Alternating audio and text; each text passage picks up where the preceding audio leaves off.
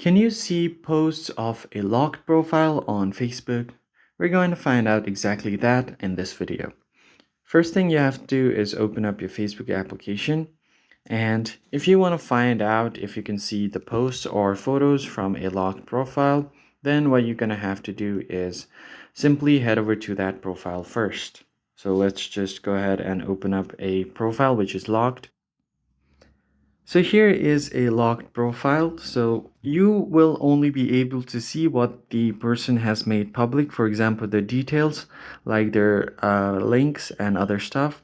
So you could just tap on it to find those kind of things. But if they haven't made their posts or pictures public, then you will not be able to see it because locking your profile is a security feature on Facebook that will help you create more privacy of your account from public eye.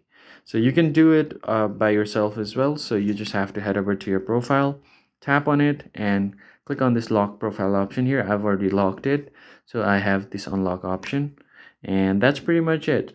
I hope this tutorial was helpful to you guys. I'll see you on the next one.